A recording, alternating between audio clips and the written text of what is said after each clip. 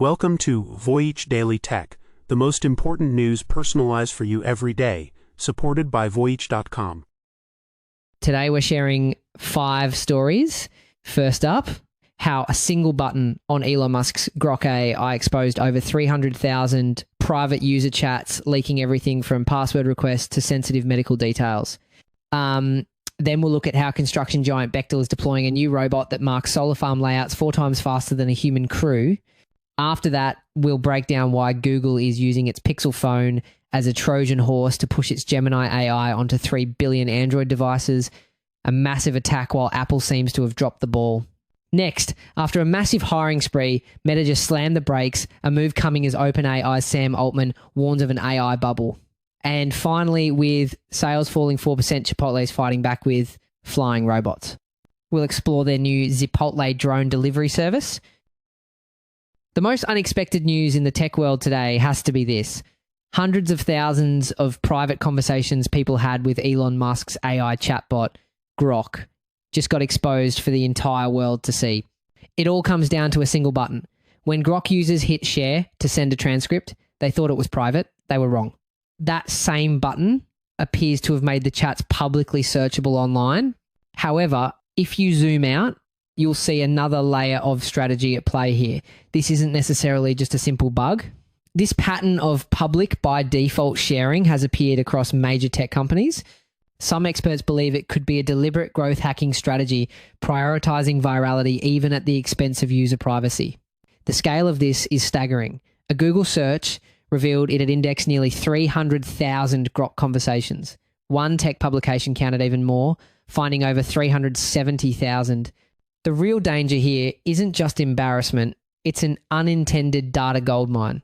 Think about it. Malicious actors or rival companies can scrape this massive trove of data to train their own AI models or, worse, build highly targeted and convincing phishing attacks.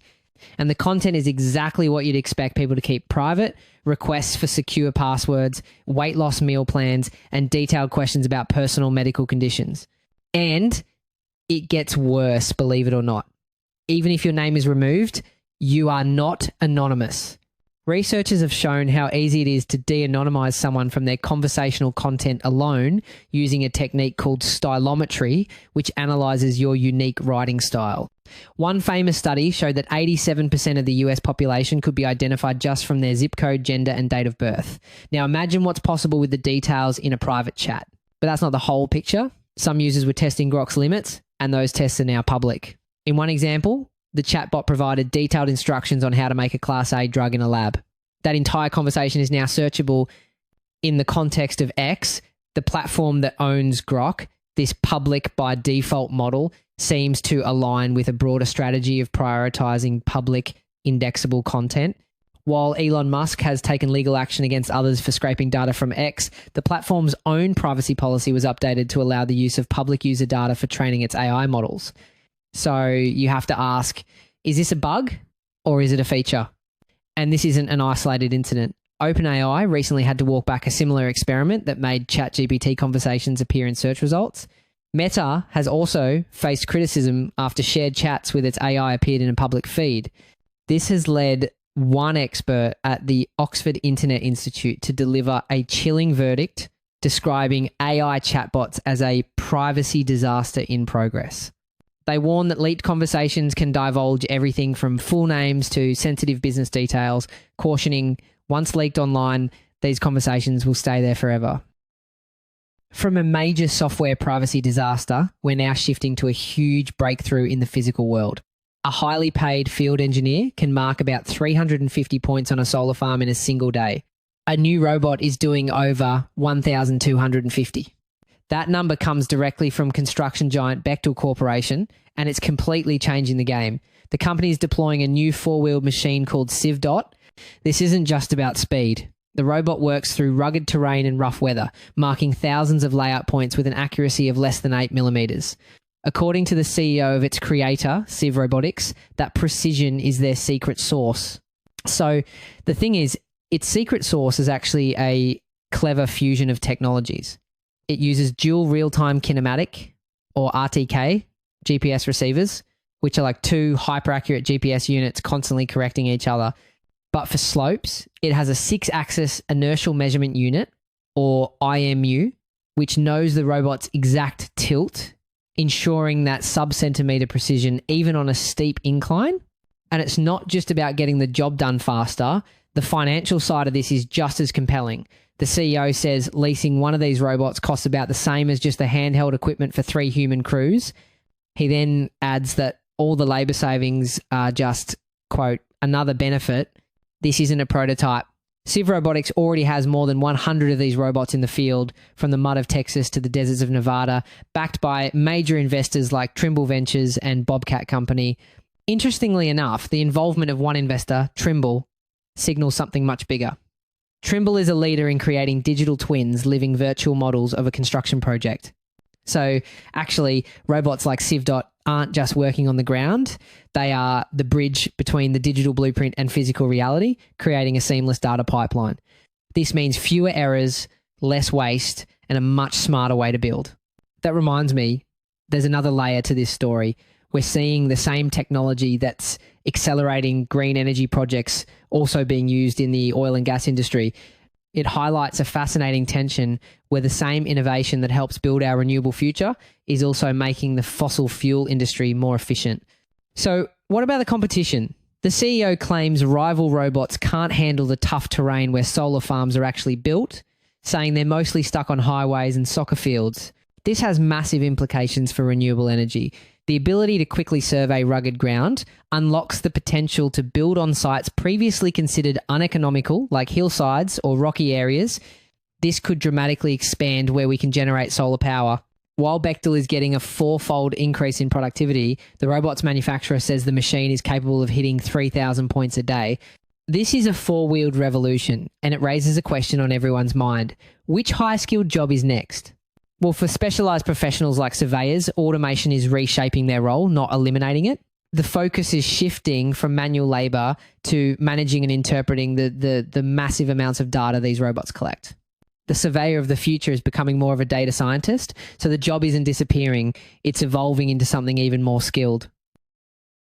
Speaking of reshaping industries, there's a massive power play happening in the world of AI, and it all starts with a phone that barely anyone owns. Google's new Pixel phone has a global market share of just 0.3%. So why is it about to change everything? Because the phone itself is not the real story. It's a strategic gambit aimed at Google's true weapon, the 3 billion devices running its Android software. The Pixel is just a showcase to get its new Gemini AI features onto every Android phone, from Samsung to Xiaomi. The situation presents a fascinating duality for partners like Samsung. Are they just becoming dumb pipes for Google's AI? Samsung is trying to walk a fine line, creating its own Galaxy AI that uses both its own models and Google's Gemini to stay competitive without getting swallowed whole. This all comes down to a high-stakes conflict. With fears that AI rivals could erode its core search business, this is Google's counterattack. One analyst says the company is now leapfrogging rivals by leveraging its access to billions of users, creating a flywheel effect. So what does this flywheel effect actually look like? We're talking about a massive data advantage. By integrating Gemini deep into Android, Google can understand user behavior across all apps. This cross-app data is the fuel needed to train a truly agentic AI, one that can anticipate your needs and build a data moat that competitors simply can't cross. And that's when the gloves come off. According to Ben Wood, chief analyst at CCS Insight, Google is capitalizing on a critical weakness. His words, Google has their tails up because Apple has dropped the ball. He adds that while Apple will eventually get AI right now, Google and all Android licensees have a window of opportunity. We're seeing Google pursue this cloud-first approach while at the same time, Apple is taking a completely different path. Apple is pursuing a cautious, privacy-centric strategy focusing on on-device AI processing. This protects user privacy but limits its best features to the newest iPhones. It's a trade-off. Google gets speed and broad access, while Apple bets that consumers will ultimately choose privacy. An AI agent operating across all your apps introduces huge new security questions. For this to work safely, we'll need entirely new security models. How do you stop a clever prompt from tricking your AI into sending money from your bank account? The question of who is liable when an AI makes a mistake is a massive legal and ethical challenge. Now, the ultimate question still hangs in the air. How will Google eventually monetize it? Behind the scenes, experts believe we're moving toward completely new business models. Imagine Google taking a small transaction tax every time your AI agent books a flight, or brands paying to be a preferred partner recommended by your agent. This would shift its empire from selling clicks to profiting from every action you take. While Google is going all in on its AI offensive, another tech giant is unexpectedly slamming on the brakes. After reportedly offering $100 million signing bonuses to poach top talent, Meta just confirmed a full pause on hiring for its new artificial intelligence division. What really brought this to a head, might be the talent digestion problem. You can't just drop a dozen multi-million-dollar superstars into a company and expect magic.